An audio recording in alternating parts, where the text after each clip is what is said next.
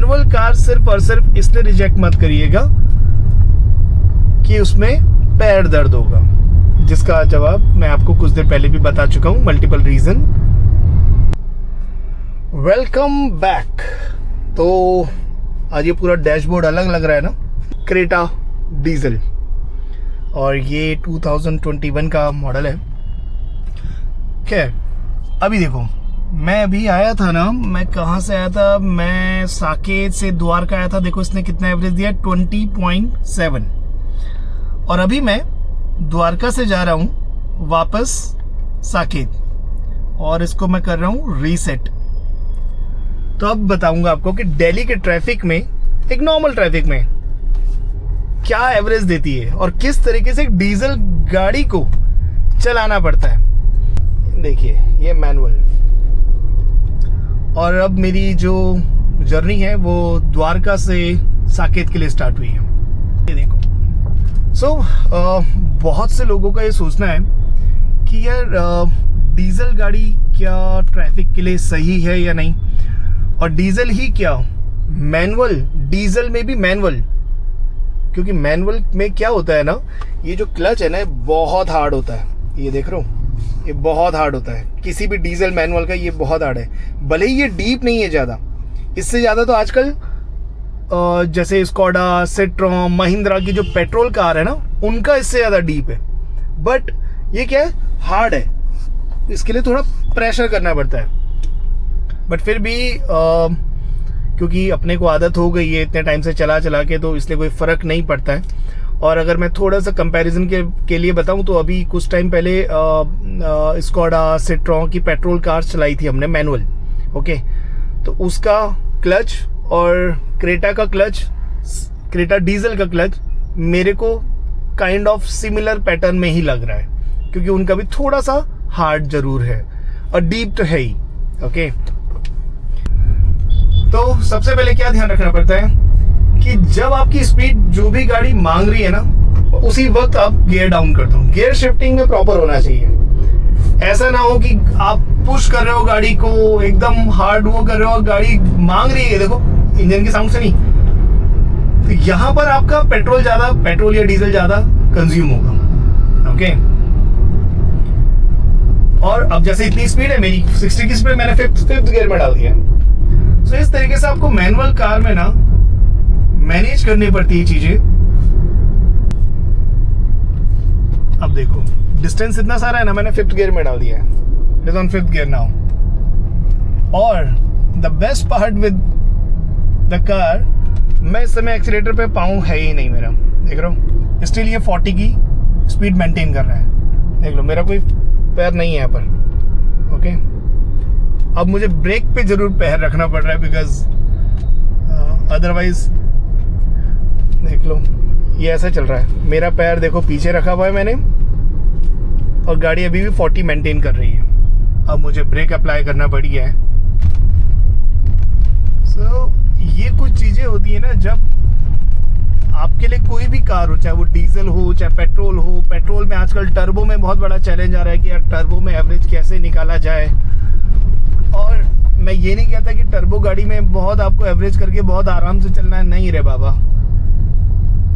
इतना कोई आराम से नहीं चला जाता। अब डिपेंड करता है, हर किसी का ड्राइविंग पैटर्न अलग अलग है, अपने से नहीं चला जाता है। और अभी तक जैसे मैं नेक्सॉन चला रहा हूँ, ठीक है, नेक्सॉन भी अपने पास है, तो नेक्सॉन टर्बो मेरे पास है, तो जनरली उसका जो ट्रैफिक ओवरऑल मेरे को मिलता है ना एवरेज, वो सिटी में 10, 11, 12 मिलता है, और बहुत आराम से मिलता है। ऐसा नहीं कि मैं कोई एवरेज निकालने के लिए चलाता हूँ तो मिलता है, नहीं, बहुत आराम से मिलता है। और जब मैं हाईवे में जाता हूँ, मेरी ड्राइविंग पैटर्न के अकॉर्डिंग, क्योंकि मैं ज़्यादा स्लो चलता नहीं हूँ, तो वो आराम से मेरे को 16-17 दे देता है। और जहाँ तक बात है निकालने की, तो मैंने उससे 21 का निकाला हुआ है, ओके। क्योंकि जब आप निकालने की बात करते हो ना कि कितने का निकालता है, तो वहाँ पर ड्राइविंग पैटर्न आपके चेंज हो जाते हैं, आप स्लो चलते हो 80, 90 में ऐसा। तो ये सब चीज़ें हैं दोस्त, ओके।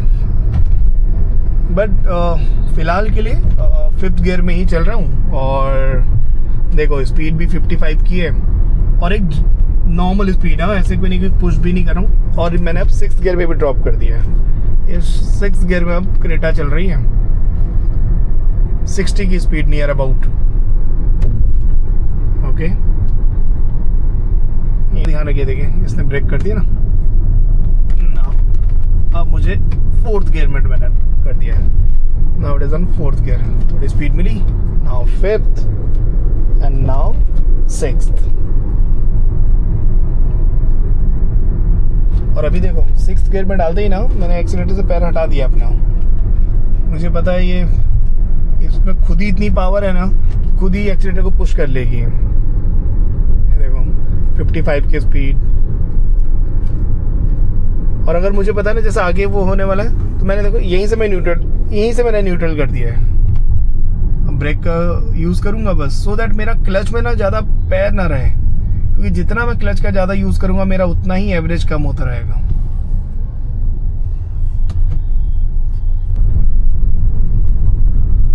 अब हम द्वारका से तो बाहर आ गए हैं। ओके, फिलहाल देखो 10 किलोमीटर चल चुका हूँ एंड कितने का 18.3 का एवरेज दिखा रहा है। और ट्रैफिक ऐसा ही है, मॉडरेट। मैं ये तो नहीं बोलूँगा कि बहुत ज़्यादा, लेकिन बहुत कम भी नहीं है। अब आपको एक चीज़ बताता हूँ यार, बहुत से लोग कहते हैं कि डीजल जो कार है ना, कोई भी डीजल कार वो नहीं लेना चाहिए, या जितने भी पेट्रोल कार भी हैं, चाहे वो स्कोडा वगैरह है, एयरक्रॉस है, महिंद्रा है, और जिनके क्लच बहुत हार्ड है, कि आपको पेट्रोल में हार्ड में नहीं जाना चाहिए, ऑटोमेटिकली प्रीफर करना चाहिए।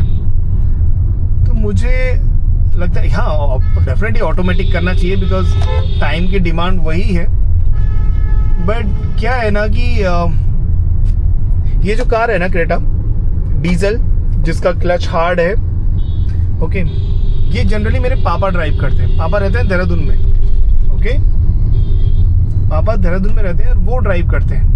हाँ, ये दिल्ली में लोकल में ज़्यादा नहीं चलती है, लेकिन देहरादून, दिल्ली पापा लोग ड्राइव करते रहते हैं। और कभी कोटद्वार जाना है, कभी कहीं भी नैनीताल वगैरह बहुत ट्रिप कर चुकी है। वो मेरे पापा जो है वो 70+ है। ओके, उनको आज भी कंप्लेन नहीं है इसके क्लच से। ओके, मैं कुछ दिनों से क्रेटा चला रहा हूँ और दिल्ली के ट्रैफिक में चला रहा हूँ, बिकॉज मैं तो दिल्ली रहता हूँ। तो बिकॉज मेरे पास नेक्सॉन भी है पेट्रोल, तो मेरे को थोड़ा इसका हार्ड लगा। लेकिन ऐसा नहीं है कि अगर मैं 20 दिन चला दूं, महीना भर भी चला दूं, तो मैं इसको, मेरी आदत पड़ जाएगी। और खुद सोचिए, आज से पहले या आज से 5 साल पहले बहुत सारी डीजल कार दिल्ली में ही चलती थी। So it is all about habit. Clutch hard होना, डीप होना, या इजी होना, वो पूरा जो जोनर है ना, वो अपने आपके हैबिट पे और कन्वीनियंस पे है। आजकल जो ऑटोमेटिक कार्स आई हैं, वो ऑटोमेटिक कार्स कन्वीनियंट के लिए हैं। तो आजकल जो थॉट प्रोसेस है वो टुवर्ड्स कन्वीनियंट ज़्यादा है, कि यार अगर हम पैसा खर्च कर सकते हैं अपने कन्वीनियंस के लिए, तो क्यों ना ऑटोमेटिक पे करें। करना भी चाहिए, लेकिन उसका ये मतलब नहीं है कि मैनुअल कार से पैरों में दर्द होने लग जाएगा और प्रॉब्लम आ जाएगी पैरों में, जवान नहीं चला सकते, बुढ़े नहीं चला सकते। बच ऐसा कुछ भी नहीं है दोस्त। It is all about habit. एक बार आपकी हैबिट बन गई, सब चीज़ें क्लियर हो जाती हैं। ओके, अभी अगर ये क्रेटा, मेरी नेक्सॉन में जैसे कुछ प्रॉब्लम्स आ रही हैं, तो अगर क्रेटा मेरे पास है, तो मैं क्रेटा ही दिल्ली में चलाऊंगा ना डीजल, तो उसका क्या कंप्लेन करना। जो जिसके पास जो है वो आराम से चला सकता है। और अगर मेरे फादर बीइंग इनटू 70+, वो क्रेटा चलाते हैं डीजल, वो उन्होंने हमेशा डीजल ही चलाई है। पहले इंडिका थी, इंडिका डीजल चलाई, फिर मारुति स्विफ्ट डिजायर थी, वो भी डीजल थी, वो भी चलाई, फिर क्रेटा है, क्रेटा भी चलाते हैं। सो थोड़ा सा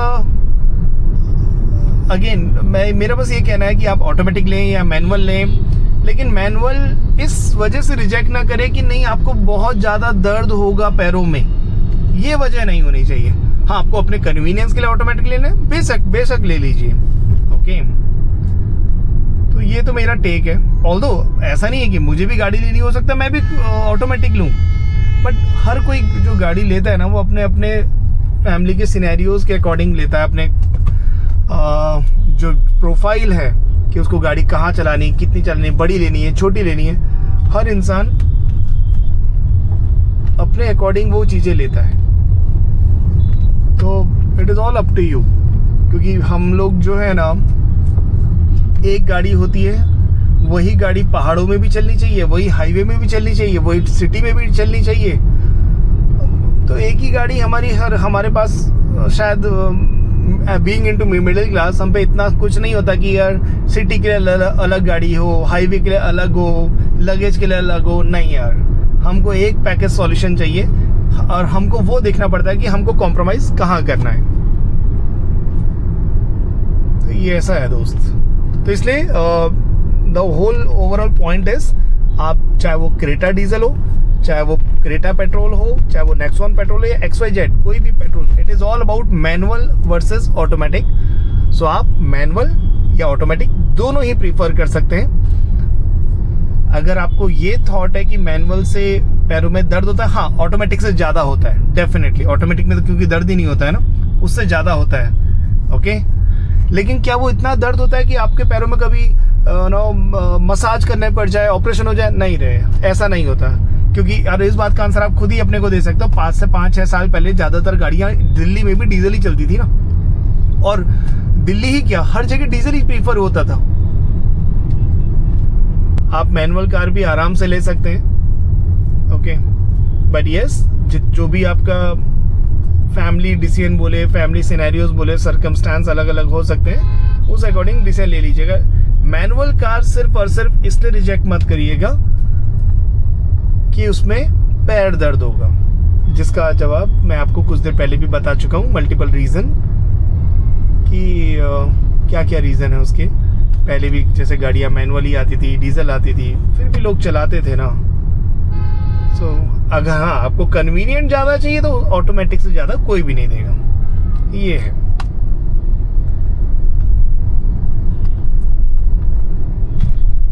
देखिए अभी फिर से ट्रैफिक में हम फंसेंगे, क्योंकि अब ये ट्रैफिक लाइट वाला ट्रैफिक है।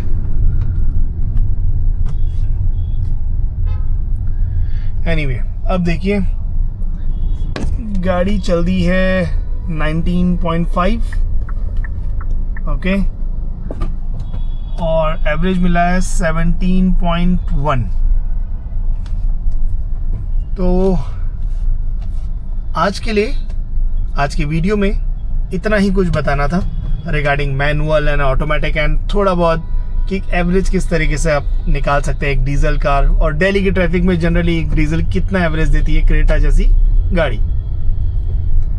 फिर जल्दी मिलेंगे नेक्स्ट किसी वीडियो में। ओके, होपफुली जल्दी अपलोड करूँगा। तब तक के लिए बाय बाय, टेक केयर।